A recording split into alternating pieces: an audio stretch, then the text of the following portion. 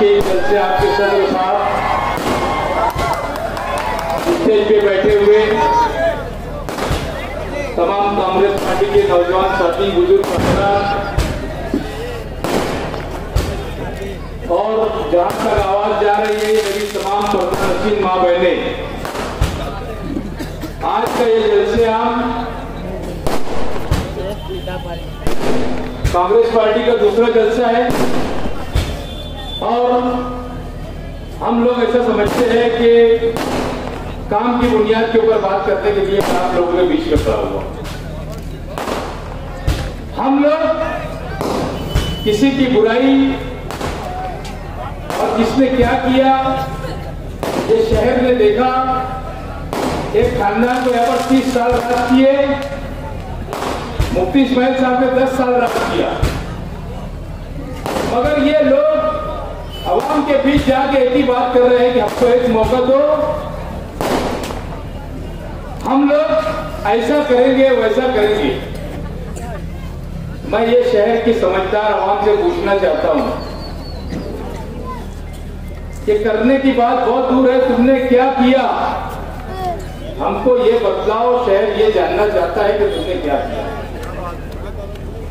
शहर मुझे 2001 के फसाद से देख रहे हैं कि सदर बल्दिया था।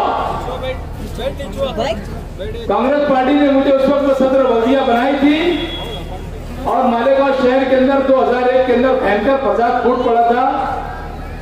मैं अपनी जान की परवाह ना करते हुए शहर के तमाम देहातों से मुसलमानों को लाकर अपने पनागाह में, अपने घर के पास, हमारे घर के आजू बाजू स्कूलों के अंदर हम लोगों ने उनका साथ दिया, उनको खाने का इंतजाम किया।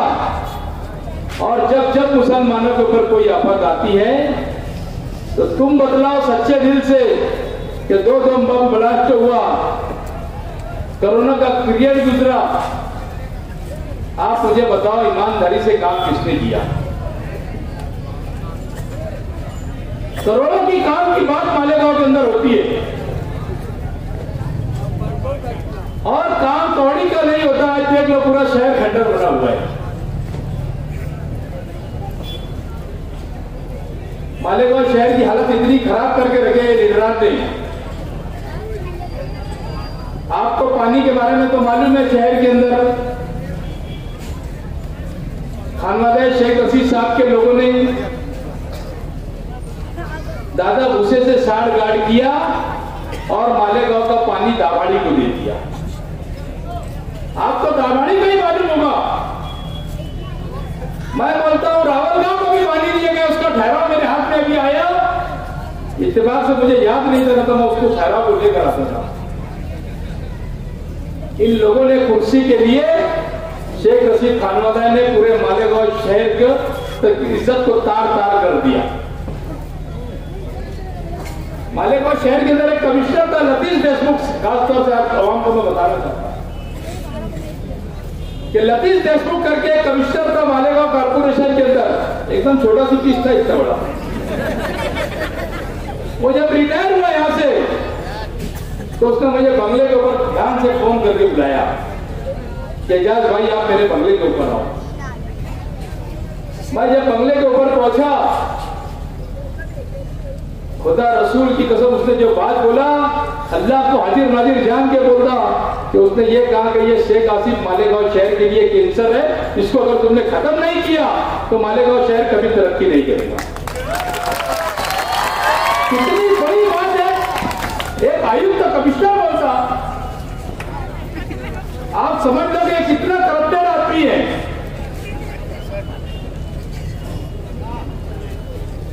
हम लोग काम की बुनियाद के ऊपर इलेक्शन लड़ने वाले हैं। मैंने 17 करोड़ रुपए लाया हूं, अभी 12 करोड़ रुपया गवर्नमेंट से लाया, 2 करोड़ रुपया नियोजन समिति से लिया, 3 करोड़ रुपया कमिश्नर से लिया था। अच्छा 17 करोड़ रुपए के काम चालू हुए। मुफ्ती साहब तो बोलते हैं मैंने 400 करोड़ रुपया लाया। इन्होंने हमको 400 करोड़ रुपए का शहर की आवाम को बता देना कि 400 करोड़ रुपया तुमने कैसे लाया। अगर ये 400 करोड़ रुपए का हिसाब देंगे तो मैं उनकी वर्करी करूंगा। इन्होंने बता देना कि 400 करोड़ रुपए शहर में कहां लगा।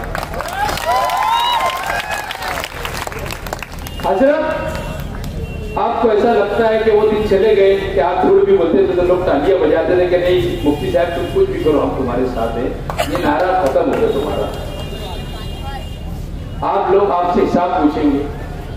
एक अच्छे आलिम दीन हो आप, शहर गलती नहीं करेंगे आपको, मस्जिद की जगह आपको आलिम दीन हो जहां पर लोग किले के लोग हमेशा नमाज पढ़ते हैं, आपको वहां पर मिलने के लिए आया करेंगे।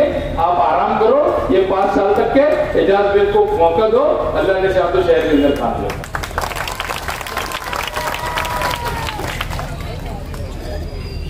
अजीब कहानी है शहर की।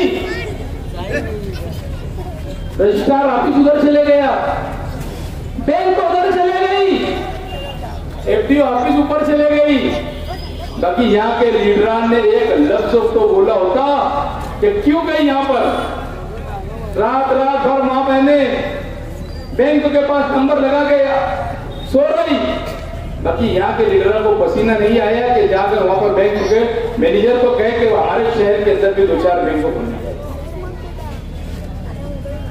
मैंने रजिस्ट्रार ऑफिस के लोगों से जाके बात किया और उनको यह कहा कि अगर आपको जगह की तंगी होगी तो मैं मालेगांव कमिश्नर से बात करूंगा, और बात करने के बाद आपको कारपोरेशन के अंदर एक आध रूम दिला के, जूनी कारपोरेशन के अंदर मैं एक रूम दिला के आपको यहाँ पर रजिस्ट्रार ऑफिस खुलवा दूंगा जहां पर खरीदी बिक्री हो।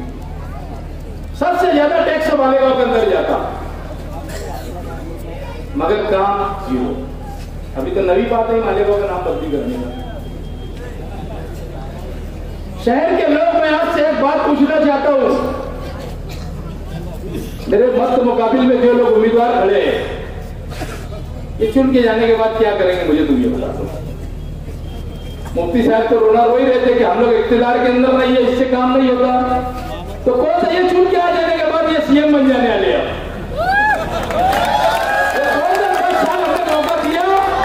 आप कौन सा सीएम बनने वाले हैं? अरे तो हमारा भाई, उसके दिमाग में तुम्हें लगता वायरस है कुछ। इस्लाम पार्टी लाया, अजीत दादा के हाथ से इस्लाम बेच रहा था मालेगांव में, इस्लाम बेच रहा अजीत दादा के हाथ में पार्टी और इस्लाम बेचने का काम शुरू किया। क्या हमारे शहर के लोगों को मालूम नहीं है कि आप किसकी गोद पे बैठे हो और किसकी मांडी पे बैठे हो? ये शहर कभी बर्दाश्त नहीं करेगा। ये शहर मस्जिद और मीनारों का शहर है, और ये शहर के ऊपर जब भी कोई आफत आती तो एजाज बेग को लोग याद करते हैं। एजाज बेग अल्हम्दुलिल्लाह खड़े रहता है, हर वक्त उठ भी जाता है, 2 बजे रात, 3 बजे रात, 4 बजे रात। दूसरे लीडरान तो फोन भी नहीं उठाते, तुम्हारा बताओ फोन उठाते क्या जरूरत है ऐसे लोगों को हमको वोट देने की? मालेगांव का नाम बदली हो जाने के चल रहे, जब तक कि हमारे लीडर आ जाए तब तक बयान नहीं देते। हमारे मालेगांव की शनाख्त को बेच डालने की बात चल रही है। और आसिफ साहब, कान खोल के तुम भी सुन लो और तुम्हारे हमारी मवारी को भी बोल दो, एजाज बेग गरीब है, बहरल जेल का बहुत सेठ है। तुम क्या पार्टी फिरा रहे? तुम्हारे लोग क्या बोलते? एजाज बेग को मुफ्ती इस्माइल ने 1 करोड़ रुपया दिया। आसिफ साहब, आपका नाम मैंने 32 तारीख रखा, आप 32 तारीख है, और ये हमारे मुफ्ती साहब ये अन्ना भुगते हैं, ये क्या ले लेंगे? 1 करोड़ रुपया लेंगे और तुम मेरे को चलाएंगे? तुम्हारी अदत और फितरत है। तुम कल तक के ये बोलते थे कि एजाज बेग को मुफ्ती इस्माइल ने कांग्रेस में भेज दिया, वो बाद में कांग्रेस में जाएंगे, कांग्रेस से खड़े रहेंगे। ये सारी बातें करते हैं, फालतू बात करते। इन्होंने काम की बुनियाद के ऊपर काम किया। मालेगांव शहर के अंदर आपने मुझे नुमाइंदा बना के भेजा। सबसे पहले मैं मालेगांव पावर कंपनी जो आई है, एमपीएसएल कंपनी, आप तो बोलते इस कंपनी को भगाने का काम सिर्फ एजाज बेग ही करेंगे और कोई नहीं कर सकता, क्योंकि ये रिश्वतखोर, ये रिश्वत लेते हैं दोनों के दोनों आते और माजी आमदार। आज तक के एक बात पावर कंपनी के खिलाफ नहीं बोलते। सबसे खराब अगर कोई चीज है मालेगांव के अंदर, आप लोगों को दिल पे हाथ रख के बोलना चाहिए, एक प्लेट पुलाव और 500 रुपए में बिकने का काम इस शहर की आवाम ने नहीं करना चाहिए। अगर आपने दिख गया तो आपका जो 500-700 रुपए का जो बिल आप 1500-2000 रुपया आ रहा, ये 55,000 रुपये तक आएगा और आपको कोई सुनने वाला नहीं रहेगा। मैं जब नींद से बेदार होता हूँ तो कम से कम 5-7 लोग 10 लोग रोज डेली पावर के मसले में मेरे पास आते हैं। कैपेसिटर का मसला हो गया, एमडी सूट मार दिया, किसी का क्या हो गया, ये लीडरान सुनते नहीं है, बात भी करने तैयार नहीं। हमारे शहर के अंदर एमबीबीएस कॉलेज कैसे आए, पीडीएस कॉलेज कैसे आए? आज सबसे बड़ा मसला पानी का है। वासुल गांव के अंदर 150 एकड़ जमीन है। अगर आप लोगों ने मुझे नुमाइंदा बना के भेजा तो गवर्नमेंट से वो जगह लेकर 350 एनसीएफटी पानी वहां पर जमा होगा और वो पानी के रंग बदलाव में इलाज में करेगा। इनको तो मालूम ही नहीं होगा वासुल गांव कहाँ है। मुझे इनको बताओ वासुल गांव कहाँ पर है, क्योंकि हमको काम नहीं करने का है। हमारे पास पैसा है, अजीत दादा ने भेजा हुआ करोड़ों रुपया है, मौलाना के पास भी सिंधे का माल है, दोनों के पास बीजेपी गवर्नमेंट से भेजा हुआ पैसा है और वो मुसलमान को खरीदी करने के लिए यहाँ पर भेजा है। तो ये कौम बिकेगी क्या, बताओ मुझे, बिकेगी क्या? अरे गधे का भी तो रेट 10-12 हजार रुपये होता, तुम्हारा रेट 500 रुपये लगाते ये। शहर की आवाम को सुधर जाना चाहिए और मैं समझता हूँ कि ये आवाम ने दिल और दिमाग बना लिया कि इनको घर भेजने की जरूरत है। इन्होंने कुछ काम नहीं किया। 5 साल वालिदार वालदा मोहतरमा 5 साल मेयर थे। 5 साल मेयर रहने के बाद इन्होंने 5% पानी पट्टी जो बढ़ के आती थी उन्होंने उसको ठहराव करके रद्द भी नहीं कराया कि भाई इसको रद्द कर दो, हमारा शहर बहुत परेशान है, हमारा शहर बहुत गरीब है। अगर वो चाहते तो 5% पानी पट्टी ठहराव करके रद्द करते थे और रद्द करने के बाद वो आज रुक जाती थी, मगर ऐसा इन्होंने नहीं की। इनको जरूरत नहीं है आवाम की, इनको इनके पैसे से पैसा होना, करोड़ों रुपये का गमला फिर इन्होंने ठेके के अंदर किए, कचरे घोटाला भी फिर किए बड़े। बच्चों की खिचड़ी खा जाते, कहाँ के लिए? अरे हमारे मासूम बच्चों की खिचड़ी तुम खा रहे, जो उनको खिलाना चाहिए तुम वो नहीं खिलाते। तुम बच्चों को वही दाल चावल लेकर आते, जबकि शेड्यूल 8 दिन का अलग अलग शेड्यूल होता बच्चे। बताओ बच्चों को खिचड़ी के अलावा कुछ मिलती क्या, दाल चावल के अलावा कुछ मिलता क्या? रोज उसल, चौली, मटर, अंडा, केला, दूध, ये सारी चीजें शेड्यूल के अंदर है। और मैं तो समझता हूँ कि मेरी बच्चों लगे नया जीआर आ गया कि स्कूल के अंदर वापस खिचड़ी देना, कि जो जीआर आया ये रद्द करने में बार बार बोल होता, उसका जीआर आ गया और इनका ठेका सब रद्द हो जा रहा है।